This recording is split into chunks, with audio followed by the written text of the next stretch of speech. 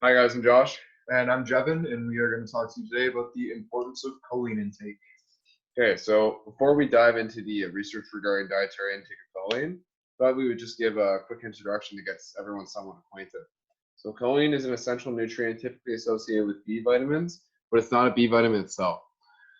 Like all essential nutrients, it's naturally present in some foods, but not limited to eggs, navy beans, or peanuts. And they possess as well. We possess the potential to synthesize choline in our own livers, but not in sufficient quantities for our needs. Dietary choline is required in our bodies for a variety of functions, and unfortunately, it's not commonly addressed to the general public. Another important function of choline is that it's required to synthesize phosphatidylcholine and sphingomyelin, two vital components of cell membranes. Issues with cell membranes can cause a wide variety of problems in the body. As well, choline is a precursor to acetylcholine, a very important neurotransmitter. Finally, choline is vital for fetal and infant neurodevelopment, which we will discuss further. So, the reason that we found choline a hot topic to explore is due to the average consumption compared to the dietary reference intake, as well as choline's importance in many different functions. So, choline requirements are between 425 to 550 milligrams per day for adults, as you can see on the slide there. However, a survey found that average intake in Canada is approximately 372 milligrams per day for men and 292 milligrams per day for women, which means that the average Canadian is not consuming the dietary reference intake, which could be facilitating some major problems. So on this next slide, we have two graphs relating to a study that tracked 895 pregnant mothers throughout their pregnancy and followed up with their children at age 7 to conduct a memory test. The only difference between these two graphs is that the one on the left shows the mother's choline intake during the first trimester, and the graph on the right shows the choline intake during the second trimester. So the graphs display the mother's average choline intake divided into quartiles relative to their respective child's scores on a standardized memory test called the WRAML2 or RAML2. So prior to this study, studies in rats have shown that choline supplementation during pregnancy improves offspring memory, but not many human studies have been performed, possibly due to the significantly longer time and greater resources needed for human studies. In the study, food intake was assessed at multiple dates throughout the pregnancy using a food frequency questionnaire and a detailed interview about any supplementation that the mothers were taking. Children's memory was assessed using the RAML2 test that was discussed earlier, which is a credible standardized test to assess memory and cognition. The children born from mothers in the highest quartile of choline intake during their second trimester of pregnancy have a significantly higher score, which was roughly 1.4 points higher than children born from mothers in the first quartile of choline intake. This score difference is difficult to interpret at first, as the RAML2 is quite complicated, which Josh will discuss here in a moment.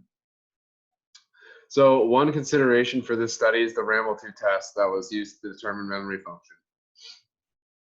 While this is an assessment that is generally accepted for its validity, it is also rather complex in its design and requires someone trained to administer the test and interpret the results.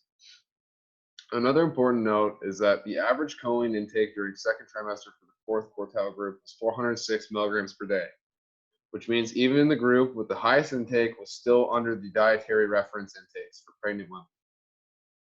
There was no group that had above recommended levels of choline intake. So this illustrates that while this study indicates approaching the dietary reference intake during pregnancy can benefit brain development and memory function of the offspring, it is not able to determine if surpassing the recommended amount would have additional benefits. So further research in this area could be useful in determining if increased choline intake would have additional benefits. On that note, another study we observed addressed the limitation of the prior study. This study had a smaller sample size of only 24 mothers and children combos and two dosage groups, either 480 milligrams per day or 930 milligrams per day of dietary choline. The infants were then followed up at 4, 7, 10, and 13 months of age to test for information processing and speed and visual spatial memory. The results displayed significant improvement in information processing speed in the infants born to mothers receiving a higher choline dosage.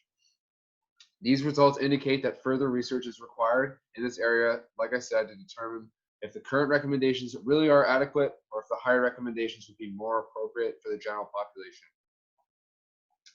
Okay, so on to our last slide. As we discussed in the first slide, choline is an essential precursor to phosphatidylcholine, which is a major component in cell membranes. One cell membrane that it's a major component of is very low density lipoproteins, or VLDLs as they're commonly called. Now, VLDLs are commonly associated with bad cholesterol, and while too much of them can be bad, insufficient amounts can cause complications as well. So our livers synthesize triglycerides so that they can be distributed to tissues around the body to either be utilized by them or stored for later use. VLDLs are used to transport these produced triglycerides out of the liver into the rest of the body. Choline deficiency can cause an insufficient amount of phosphatidylcholine and consequently decrease the availability of VLDLs to transport triglycerides away from the liver. When this occurs, it causes a buildup of those triglycerides, which leads to non-alcoholic fatty liver disease, such as non-alcoholic steatohepatitis, or NASH. NASH, just so you know, is a condition that involves fatty liver with inflammation or ongoing damage. So this relationship between choline deficiency and buildup of fats in the liver is so strong that a diet deficient in choline is one of the major methods used for researchers to induce steatohepatitis in rodents. As shown in the diagram we have on our slide here, Crown Bio, a global research company, uses nutritional deficits as a way to induce NASH in its rodents for research. So both methods they use for dietary intervention involve choline deficiency, which increases their amount of liver fat. This relationship is really important as non-alcoholic fatty liver disease affects approximately 20% of Canadian adults. And as discussed earlier, the average intake is quite a bit below the adequate intake. So with the information that we've discussed, this indicates that improving choline intake in the general population could not only reduce the rates of non-alcoholic fatty liver disease and decrease the burden it causes on the healthcare system, but it could also provide benefits for neural development in children. So that's all we have for today. Thank you all for coming to our talk, listening to our video. Hope you all have a great day.